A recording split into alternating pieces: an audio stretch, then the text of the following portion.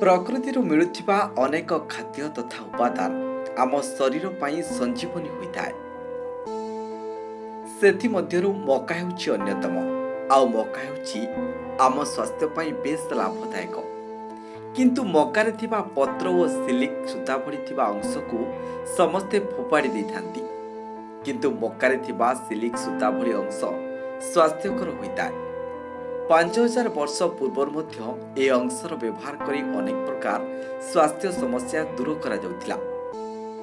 ତେବେ ଦର୍ଶକ ବନ୍ଧୁ, ନ୍ୟାଚୁରୋପାଥି ବିଶେଷଜ୍ଞମାନେ କହିଛନ୍ତି ଯେ ମକାରେ ଥିବା ଏହି ସିଲିକ୍ ସୂତା ଭଳି ଅଂଶରେ ପୋଟାସିୟମ୍, କ୍ୟାଲସିୟମ୍, ଭିଟାମିନ୍ B2 ଓ ଭିଟାମିନ୍ ସି ଓ ଭିଟାମିନ୍ କେ ଭଳି ପୋଷକ ତତ୍ତ୍ୱ ଭରପୁର ମାତ୍ରାରେ ରହିଛି।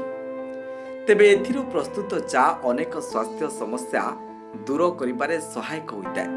ଜଣେ ଅଭିଜ୍ଞ ଖାଦ୍ୟ ବିଶେଷଜ୍ଞଙ୍କ ସହିତ ପରାମର୍ଶ କରିବା ପରେ ହିଁ ଏହି ଅଂଶକୁ ପାଣିରେ ଫୁଟାଇ ଉକ୍ତ ପାଣିକୁ ଚା ଭଳି ପିଇବା ଉଚିତ। ଏହାଦ୍ୱାରା କିଡନୀରେ ଥିବା ବିଷାକ୍ତ ତତ୍ତ୍ୱ ଏବଂ ନାଇଟ୍ରେଟ୍ ବାହାରି ଯାଇଥାଏ ଏବଂ କିଡନୀ ସୁସ୍ଥ ରୁହେ, ପଥୁରୀ ରୋଗ ଦୂର ହୋଇଥାଏ। ମକା ସିଲିକ୍ରୁ ପ୍ରସ୍ତୁତ ଚା ଦ୍ୱାରା ପରିସ୍ରା ଦ୍ୱାରା ଜ୍ୱଳନ, ଲାଲ ରଙ୍ଗର ପରିସ୍ରା ସମସ୍ୟା ଏବଂ ପରିସ୍ରା ଦ୍ୱାରା ସଂକ୍ରମଣ ମଧ୍ୟ ଦୂର ହୋଇପାରିବ। ମକା ସିଲିକ୍ରେ ଥିବା ଅନେକ ପ୍ରକାର ଭିଟାମିନ୍ ଓ ମିନେରାଲ୍ସ ଇନ୍ସୁଲିନ୍କୁ ନିୟନ୍ତ୍ରଣରେ ରଖିଥାଏ, ଯାହାଦ୍ୱାରା ମଧୁମେହ ହେବାର ଆଶଙ୍କା ନଥାଏ। ମକା ସିଲିକ୍ର ଚା ପିଇଲେ ହଜମ ଶକ୍ତି ବୃଦ୍ଧି ହେବା ସହ ମେଦବହୁଳତା ହ୍ରାସ ପାଇଥାଏ।